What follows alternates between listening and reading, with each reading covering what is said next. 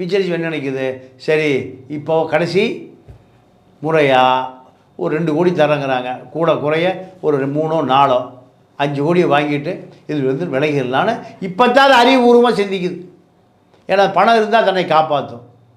ஒரு வீடு வாசல், ஒரு ஃபிக்ஸட் டெபாசிட்டு, அவங்க அக்கா நோயாளி. நீங்கள் இது கடைசியாக போய் யார்கிட்ட போய் பணம் வாங்குது, யார்கிட்ட போய் குடியிருக்கிற வீடு கேட்குது? நம்ம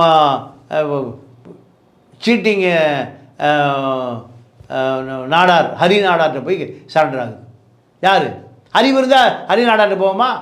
ஹரி நாடார் ஏதோ வீட்டை ஆட்டையை போட்டு விஜயலட்சுமி தங்க வைக்கிறாரு, கொஞ்சம் செலவுக்கு பணம் கொடுக்குறாரு. அவர் டோட்டல் சீட்டிங்கு. அவர் பரப்பன அக்கராகாரத்தில் அங்கே நிர்வாணமாக தெரிஞ்சு டெய்லி அடிக்கிறானுங்க. அவனை ஏமாத்துறது பூரா கண்டத்துக்காரனை. இப்போது இந்த வீட்டுக்காரன் ஹரிநாடார் ஜெயிலுக்கு போனோடையும் சட்டி வளர்ந்து தெருவில் வச்சு ஓடுன்ட்டான். யாரை? விஜயலட்சுமிக்கு போக்கிடமே இல்லை. ஹரிநாடார் இப்படி மாதிரி அக்யூஸ்ட் தான் போய் செட்டில் ஆகுது. அப்போது இது எப்படி அங்கே போய் 10 லட்ச ரூபா கொடுத்து ஒரு வழக்கறிஞரை வைக்கும்? வாய்ப்பே இல்லை.